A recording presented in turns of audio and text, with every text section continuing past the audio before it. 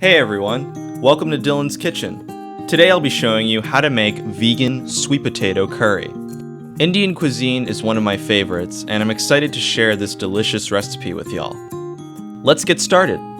You're going to need 5 stalks of celery, some spinach, 2 peppers, 7 carrots, regular or rainbow, 2 sweet potatoes, a bag of broccoli, some vegetable stock, a can of coconut milk, and some spices, including turmeric and curry powder.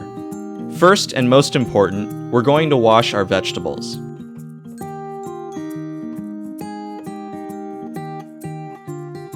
Now that all of our vegetables have been thoroughly washed, including our broccoli, we're going to wrap our sweet potatoes in aluminum foil. Notice that I'm only partially covering the potatoes with foil. This will help bake them a little bit faster. Next, we're going to drizzle some olive oil on our broccoli, which I have placed in a small Pyrex. Now it's time to put our sweet potatoes and broccoli in the oven. This is going to cook at 400 degrees for about 25 minutes.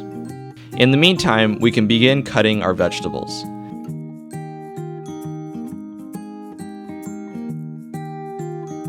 Using some extra virgin olive oil, begin sauteing your bell peppers on high heat.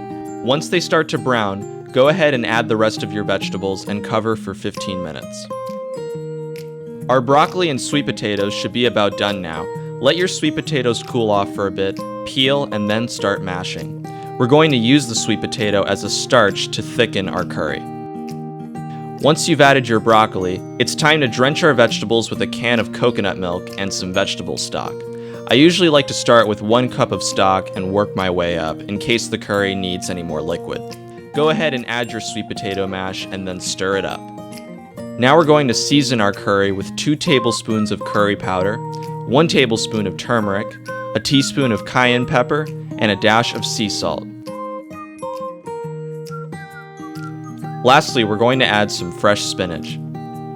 Mix the curry until your heart's content, and your final product should look something like this. And that's how you make vegan sweet potato curry. This is a great dish that pairs very nicely with basmati rice, and leftovers can be enjoyed for days. Thanks for watching, and stay tuned for more of Dylan's Kitchen.